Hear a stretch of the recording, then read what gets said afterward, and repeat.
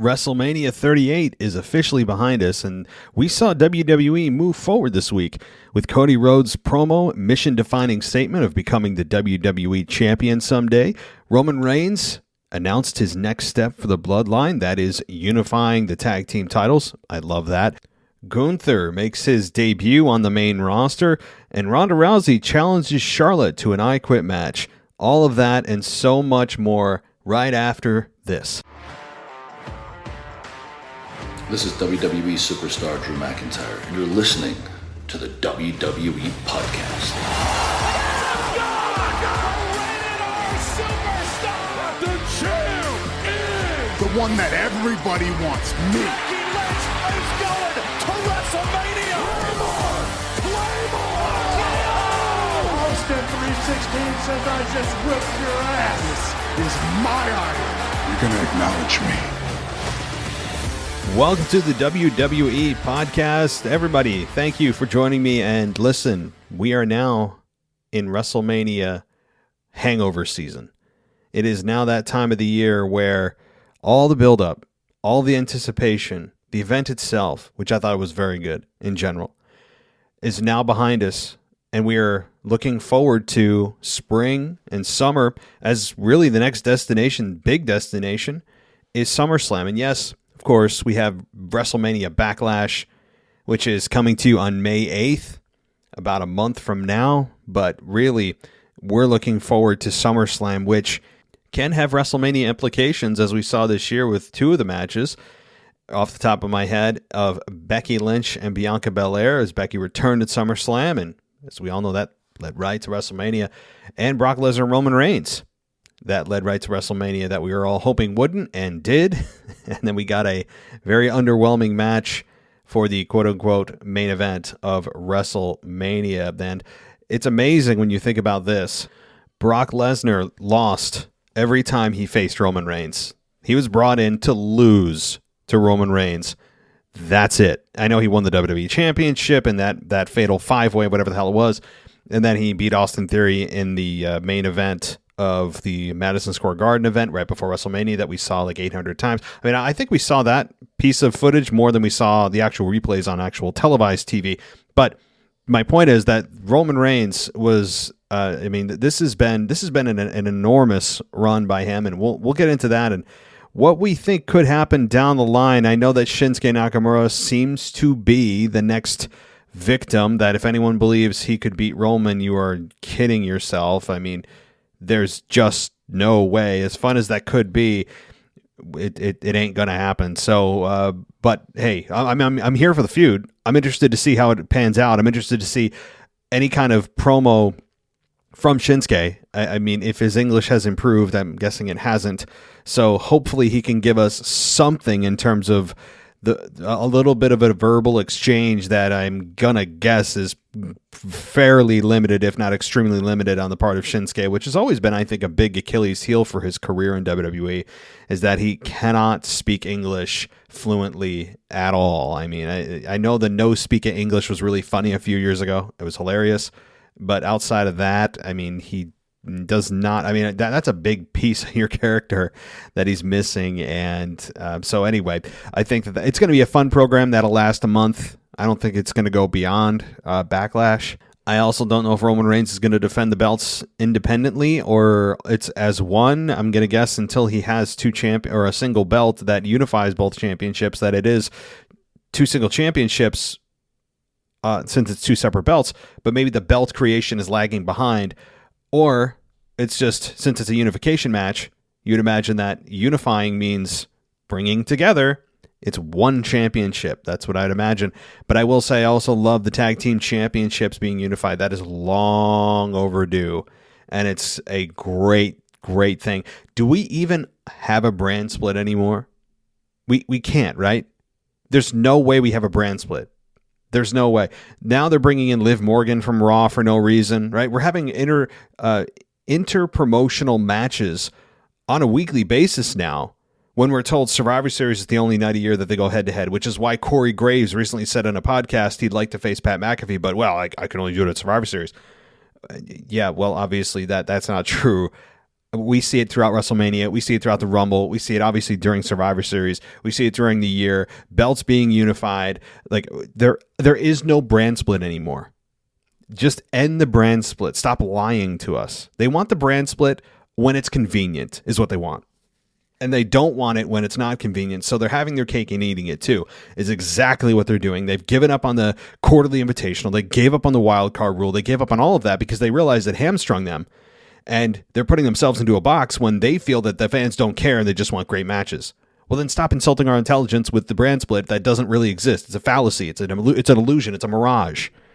All right, I'm going on my rant about that, but at this point, it's just, I don't even have to say any more about it.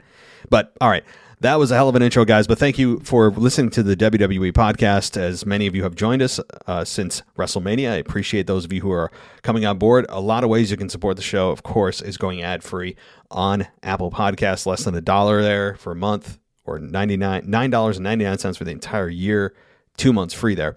You can go on our website and go ad-free at www.podcast.com, and you can also get exclusive video there, as well as on patreon.com/WWE podcast. You can get hundreds of shows ad-free for $1, or if you go up in tiers, you get the video that's included.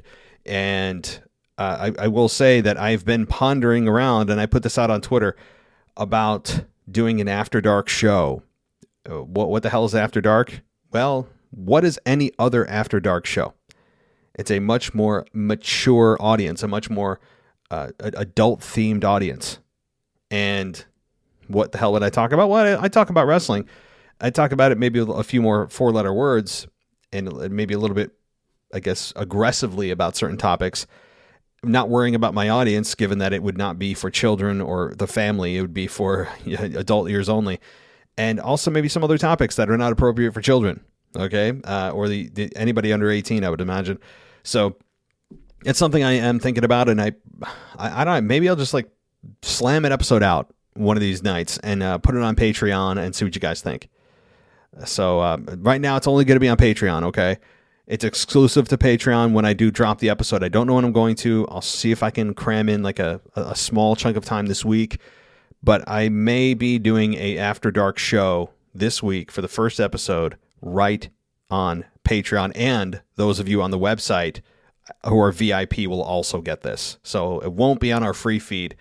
So, I mean, I've never done I don't think at least in the last several years, I have not done an explicit episode about anything. So it will cover wrestling, but maybe other life topics as well. And it seems to be you guys want to hear about that. So, hey, let's see what the hell happens. And also, we have a brand new podcast that dropped yesterday that's done by our good friend over there, Kanye Twitty and Anemian Lion. And they have a podcast. What's it called? Well, it's called WTFW, What the F Wrestling. It's episode 1 yesterday. It was titled I Am Ezekiel. They went for over an hour, and I really enjoyed what they had, and I'm glad that they're on board here. So go check it out. They'll be dropping an episode every single week towards the end of the week. So I'd encourage you to check that out. One last thing, too, if you want to support the show and you love Amazon, go to our website first and click on our link. It's a huge red button in the middle of our page. And if you do any shopping on Amazon, it just kicks back a small percentage of whatever you buy to the show. That's it. Okay, so before we get started, a couple of things about Patreon. Number one, I want to welcome our newest patrons to the show. And if I've already given you a shout out, I've just lost track through WrestleMania season. So you get a double shout out if I've already done it. Rodney Nickens, Bruce Alter, and John Carrasco, who I know does the SmackDown co-hosting with our other co-host, Michael Ritter, and they do an excellent job. And he has also joined us on Patreon, so cool deal. I'm really glad to have all of you on board and enjoy the ad-free stuff, right? You don't have to deal with all those ads. It's a pain in the neck, I get it, but a man's got to eat. So, okay, well, beyond Patreon, I do have one email that I forgot to read during our mailbag, and I promised this person, I said, look, I'm going to answer your email. It's not long, guys. I'll answer the email at the beginning of our show on Sunday, since I forgot to read the email, or rather pass it along to Mr. and Mrs. Casual Wrestling Fan this past week. So that is, well, I'll let you hear his entrance music as requested by him, and then I'll read his email and I will respond.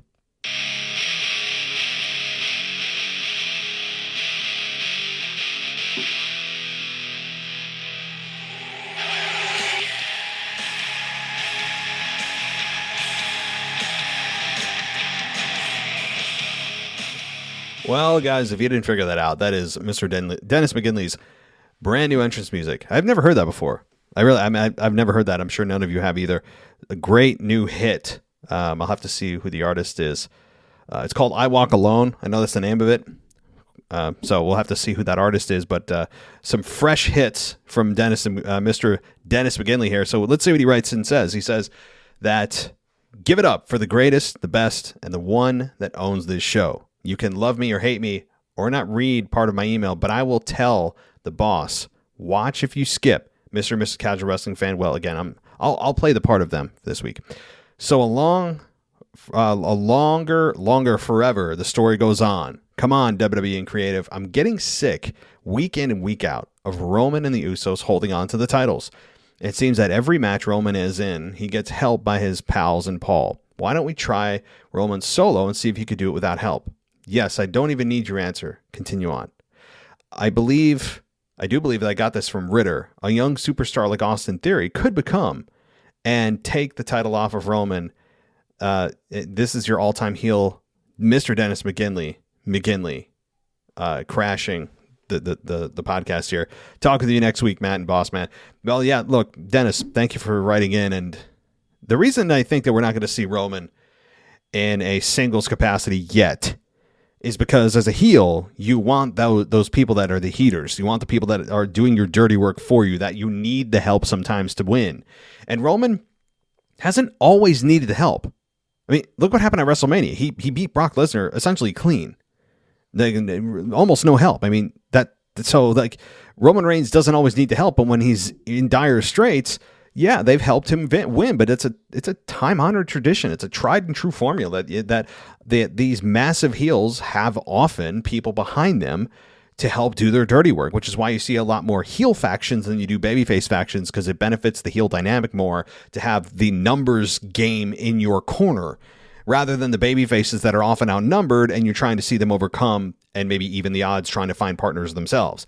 That's the reason. Long story short, it's good for heels to have help. That's all. I mean, I hate to be as simple as that, Dennis, but that's what it is. So thank you, buddy. I told you I'd read your email, and we will talk to you soon. Now, let's get to SmackDown here a little bit, everybody, and start talking about. I'm going to start talking right to the next move. What's the next move for the Bloodline? Now, this was advertised on Raw, and that's the only thing that the Bloodline said on Raw. I mean, they advertised Roman to come out, and you're anticipating somebody at the end of Raw to come out and be a massive opponent. The Rock. Hell, I actually anticipated The Rock possibly to come out. I've given up on that narrative until it gets closer to WrestleMania again next year. And all he did on Raw was just basically promote SmackDown. And I would have been pissed if I was in attendance in Dallas, I have to say. But after that, we finally get to SmackDown, and he's again the end of SmackDown. His entrance is longer than actually them in the ring. And he says in so many words that he wants to see 2 belts on each of the Usos, and advertises or puts out there that he wants to have a tag title unification. And first of all, yes, hell yes, I'd agree with that wholeheartedly.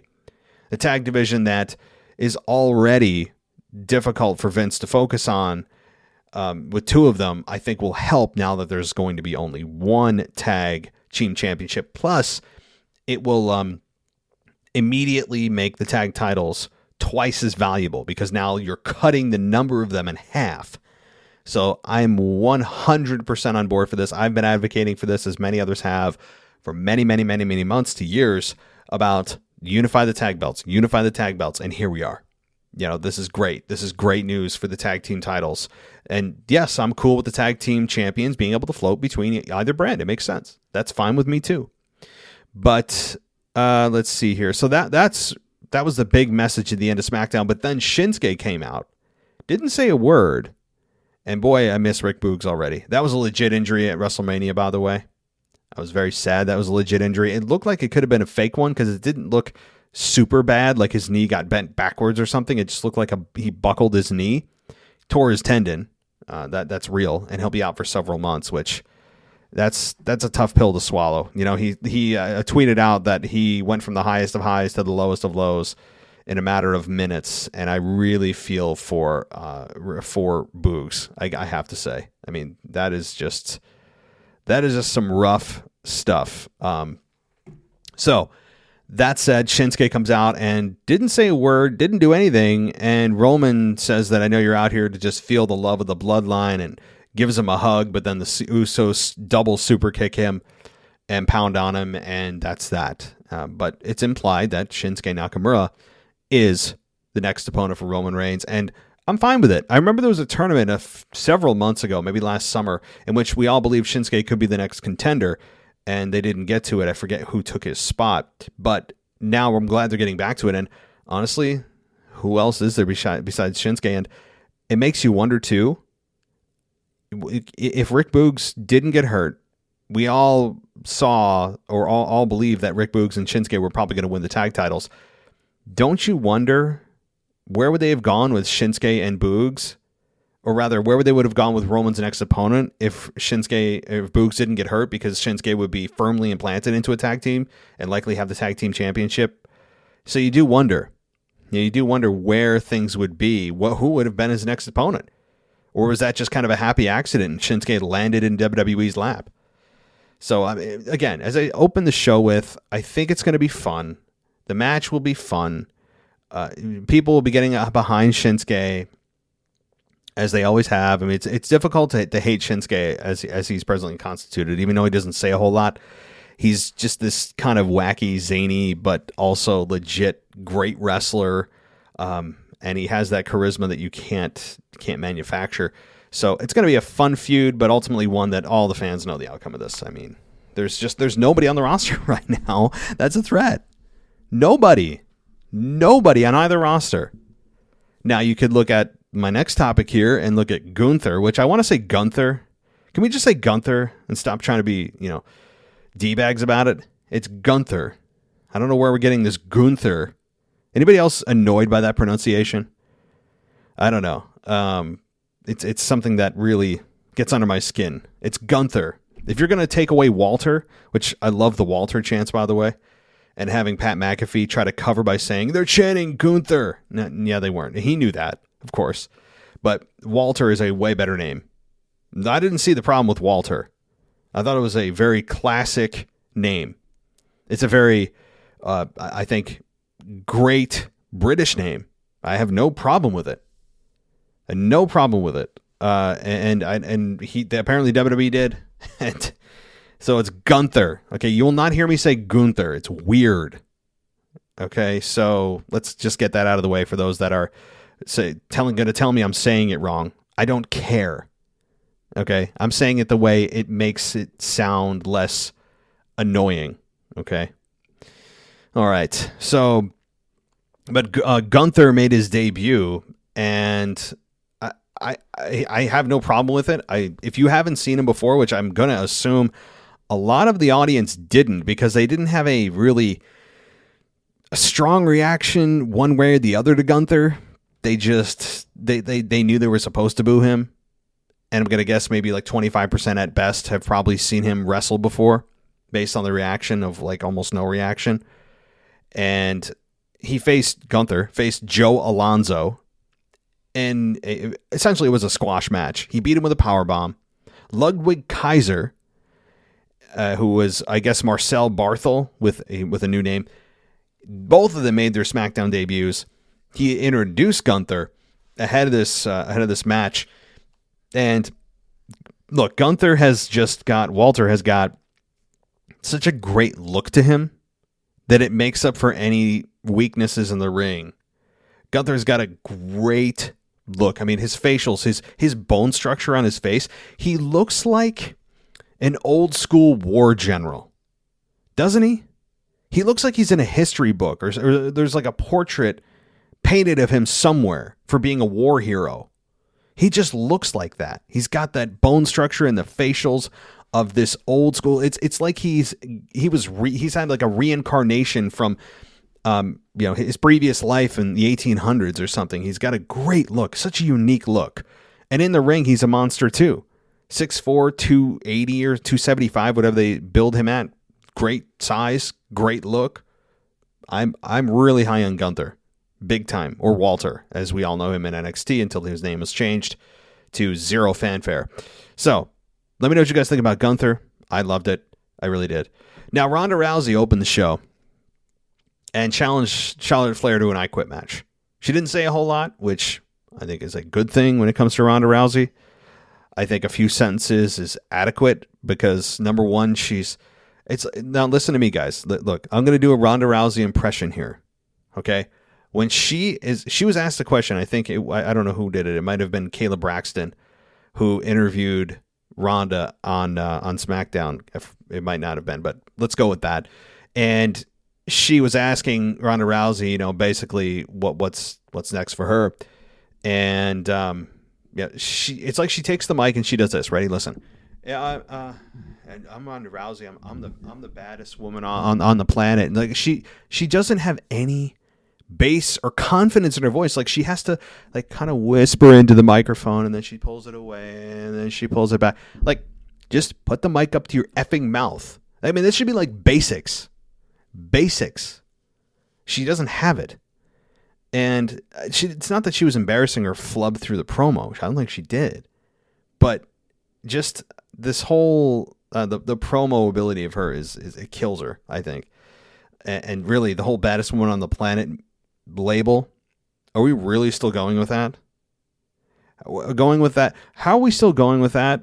With what? Based on what, 5 years ago when she was in the UFC dominating until Holly Holm beat her? I mean, and then she went to hiding? Like what credentials are we using? We should say former baddest woman on the planet. Because what has she done lately to prove otherwise? The answer is nothing.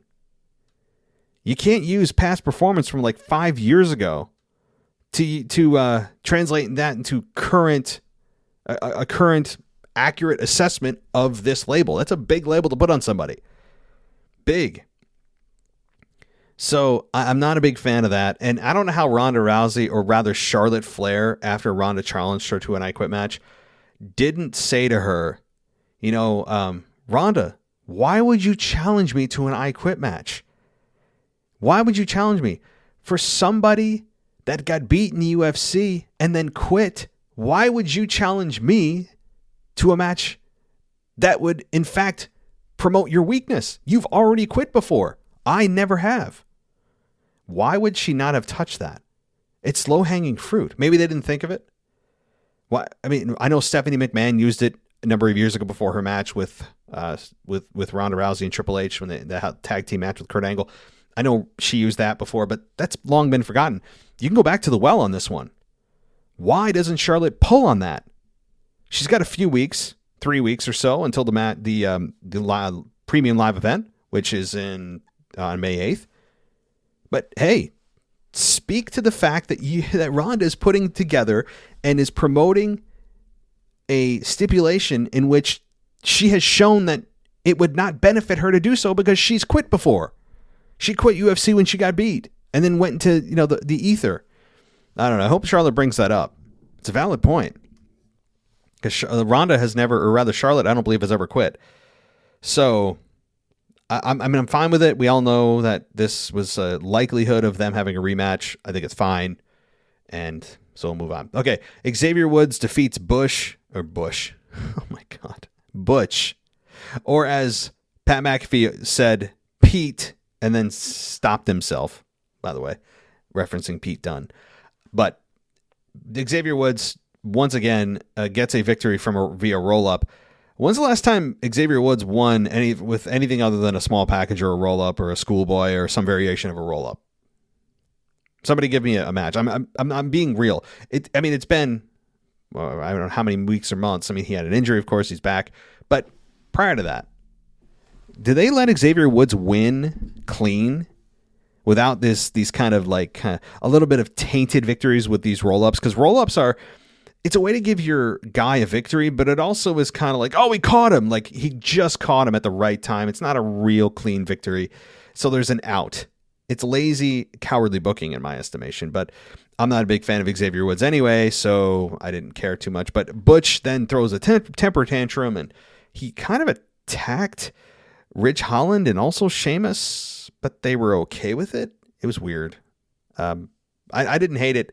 It's just kind of like, well, why are they taking this? And I don't know. I don't want this team to break up so soon. They just got together. So it just shows that that Butch is a rabid dog as they're trying to promote him, right? I know, they're trying to say he's rabies or something. Okay, moving on. Raquel Rodriguez. She was the former NXT Women's Champion, and she made her SmackDown debut. Los Lotharios interrupted her. They tried to persuade her into a kiss. She blew them off, and that's that. I don't know what else to make of this. But other than saying that Raquel Rodriguez, or Gonzalez rather, she was Raquel Gonzalez. She's now Raquel Rodriguez. I want to make that clear. So Raquel Rodriguez seemed very confident on the mic, and she towered over poor Kayla Braxton. Oh my God, it was like Andre next to, I don't know, Mean Gene Okerlund or something. I mean, she was dwarfed by Raquel Rodriguez. I mean, it was crazy. But she seemed very confident on the mic. It didn't feel like she was a call-up. It felt like she just instantly belonged. So that was great. I know it's short, but it made sense to me, and I like the feeling of Raquel Rodriguez right now, formerly Gonzalez. Okay, Happy Corbin and Madcap Moss, they had their Happy Talk segment. Corbin told Moss that it was all his fault. He came to the conclusion on his yacht over the weekend, or over the last few days rather, that Madcap Moss is to blame for the loss to Drew McIntyre at WrestleMania, and that Corbin said Moss, who won the Andre the Giant Memorial Battle Royal, made the weekend all about him. And then Moss tried to please him with a couple of jokes. Corbin gave him one last chance, and he said, "It's you better make this like your job depends on it." And then Madcap just insulted Corbin and made fun of his shirt, or I forget what he said about some kind of funeral for something. I can't remember the exact punchline. And they ended up brawling, and Madcap Moss came out on top. And the crowd was really behind him here. They were really behind Madcap Moss. And I think this is going to catch on pretty nicely for Madcap Moss. And their feud together, him feuding with Corbin, will be a lot of fun. This is going to be a fun program. I just wonder what's going to turn, or if there's going to be any evolution with Madcap Moss, or if he's just going to continue to tell jokes, or if we get more serious, or what the case is going to be. But because the whole point of it was making jokes for Corbin. So I don't know if he's just going to make jokes for himself now, but I think it's fine. Madcap Moss has got a lot of skill in the ring. He almost broke his neck. Remember with that match? Was it with Drew McIntyre? He nearly broke his neck, and we all thought he did. And woof. But yeah, so I'm good with that too. I enjoyed this as well. But Drew McIntyre faced Sami Zayn, as Sami Zayn was telling Adam Pearce, the next person that walks through this door I want a match with, well, it's Drew McIntyre. And we didn't really get a finish to this because Sami Zayn ended up running from the ring into the crowd and got counted out. They're telling us next week that there's going to be a rematch. Fine. It's fine.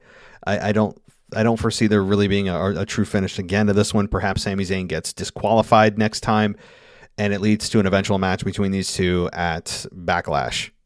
And that's where we're going, guys. So Drew McIntyre continuing to sit in the mid-upper card, and the upper mid-card, rather, and just kind of waller, and is that a word? Float around is a better word. And just wait for Drew. And wait for Roman to be free. I mean, I just can't believe we're still waiting on that. I would imagine that they know they have this ace in the hole, and they're waiting for SummerSlam. That's my guess. They're waiting for Drew and Roman at SummerSlam. And that's fine. You got to have your SummerSlam main event set. I would have it set right now. So, okay. Then came a really good segment. And a segment I did not expect to be so good. And that was Lacey Evans, who came back in a pre-tape promo and dropped the whole I'm a snobby, kind of traditional woman, all that gimmick that didn't really catch on very well and was just herself. It was awesome. Clearly being brought back as a babyface. And just for a couple of minutes, 2-3 minutes, talked about her life and talked about it in a real sense. I didn't sense any fabrication or manipulation on WWE's part to try to get us behind her when it doesn't feel like it's deserved. And I do think this is deserved. Lacey Evans, by the way, my God, she's jacked. I mean that in a very good way. She's an incredibly strong, physically woman, and talked about her life and how her mother's and hers relationship, her father, her being a Marine, like all these things. And it would just, it's, even though a lot of people can't relate to that exact story, they're still, as human beings, can relate to some struggles with parents, maybe those in the military, you have friends or family in the military, like all these things. And she just came out and it was very emotional. She didn't try to quote unquote cut a promo. It was like she was just talking to us. Amazing, isn't it? We don't try to cut a quote promo. It comes off as a great promo. It's kind of it's a very, very interesting dynamic there. And I think it was very well done. And I tweeted this out. I said, Lacey Evans made me feel more in 2 minutes than she did in 2 years or however long she was on the roster, whatever. I don't know exactly. But it was great. I really enjoyed that. And, I am glad they're also bringing her back as a babyface. Lord knows we have enough heels on the roster.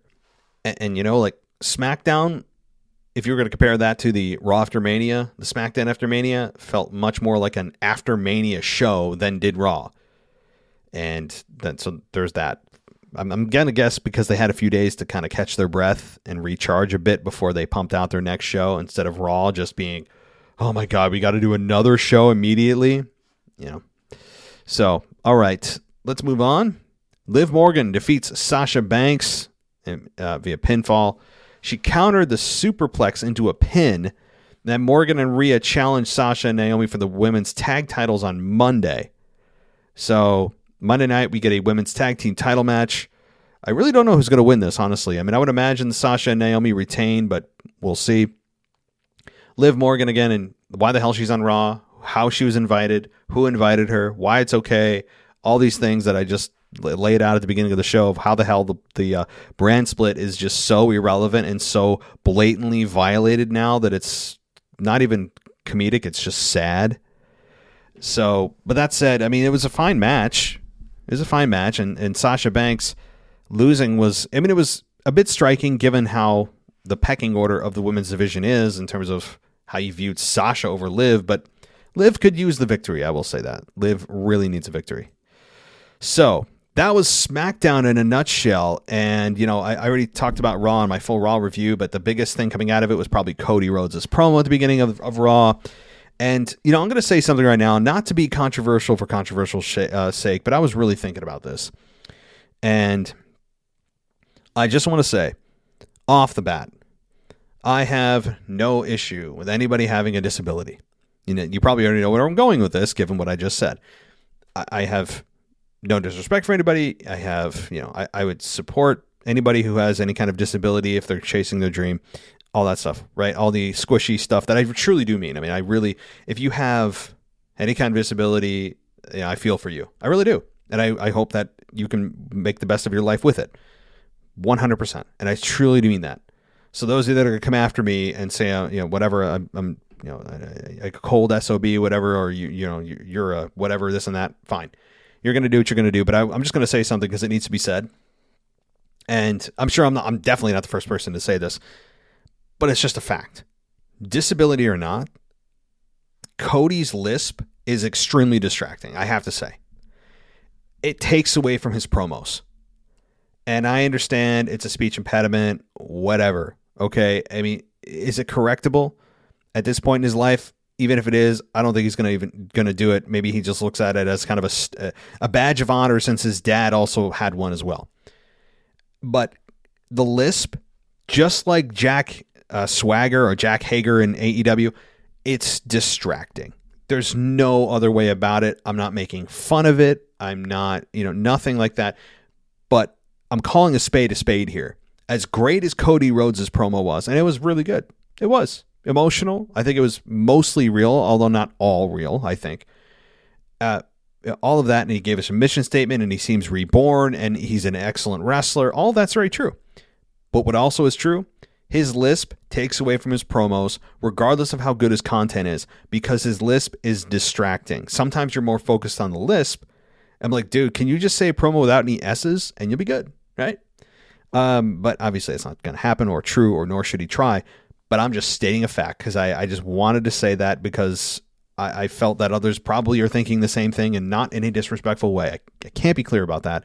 And if somebody's going to say, well, pointing it out's disrespectful, why?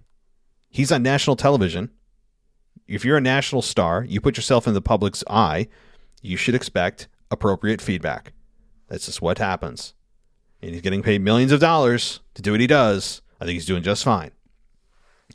So, but I just wanted to say that lisp is going to forever be a distraction for me, and will for always take away. I mean, it just does. So, but honestly, outside of that, let's see what else big happened on Raw. The whole Ezekiel thing, I think it's getting a lot of attention. I mean, maybe he continues his quote unquote program with Kevin Owens. I don't know. Maybe it will. The Miz defeated Dominic Mysterio. Veer Mahan debuted and attacked the Mysterios. MVP turned on Bobby Lashley. That was a big development on Raw. Queen Zelina attacked Carmella. Another turn. By the way, Carmella and Corey Graves are on their honeymoon. So the King, Jerry the King Lawler, will be filling in for Corey Graves probably for the next couple of weeks. And Ryan Cabrera and Alexa Bliss, Lexi Kaufman, are now officially married. So they are going to be likely out on their honeymoon for a couple of weeks. So don't expect an Alexa Bliss return, maybe towards WrestleMania Backlash. God, what is going on with her character beyond that? It's amazing. Braun Breaker defeated Dolph Ziggler to become the NXT champion. And Austin Theory and the Usos defeated RK Bro and Finn Balor. And let's see, Edge and Damian Priest explained their new unholy alliance. The Street Profits defeated Alpha Academy.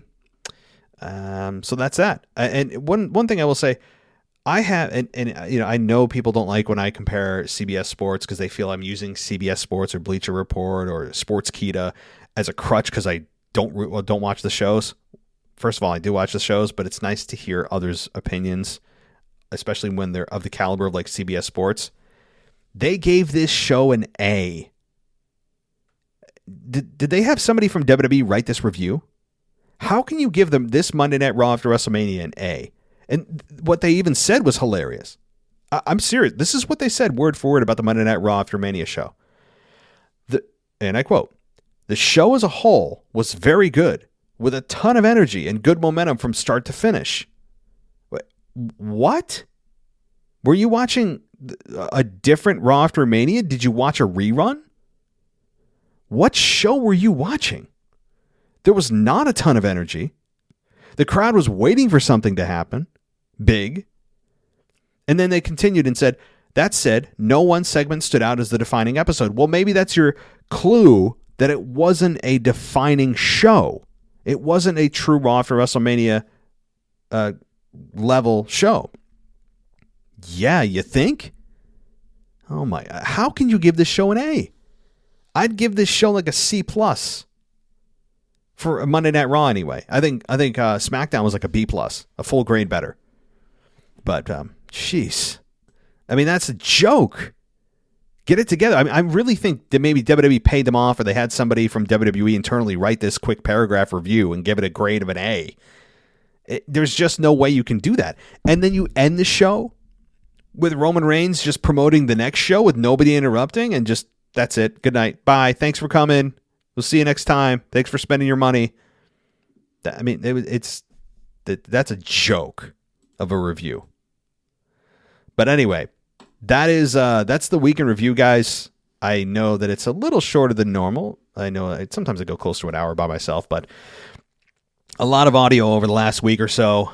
I do appreciate everybody who has been contributing We'll, of course, be doing the Raw review on Tuesday. I have a guest host lined up. You've heard from him before, a familiar voice, maybe returning to the show, I hope. Fingers crossed. I had to reschedule on him last time. He had to reschedule me on the second time. So third time's a charm. You'll see who it is, hopefully, on Tuesday with the Raw review. Wednesday is the mailbag. Thursday is hopefully NXT and your AEW. Well, no, AEW Weekend Review is now on the weekends. And the WTFW show is going to be on Thursdays as well. So, guys, we have so much content. It's just crazy. If you love wrestling audio, there's no better place to go. Seriously. I mean, fresh, daily updates. I know there's a lot of other and much bigger shows than us, but I'd like to challenge any other show that pumps out more content than we do. There are very few, So, and one more thing I'll say before I close it out, to brag, because I can, and it's the only time I'll be able to for a while. There was a point in the last few days where we were ranked number 30, which is the highest we've been ranked in the wrestling category of podcasts in the United States since this show debuted. And first of all, thank you. Second of all, we were ranked just above The New Day, above Raven, above Booker T, above Eric Bischoff, above The Torch, above The Wrestling Observer. It was awesome. Okay, so thank you to everybody, at least for the moment. Now we're knocked down to about number 50, which is kind of where we stay, right? We're like 40 to 50, sometimes 60, 70, but then bounce back to 50. 50 seems to be our home, so we can claim we're in top 50, which is nice. But I would love to crack the top 20 and top 10. And we can do that with your help.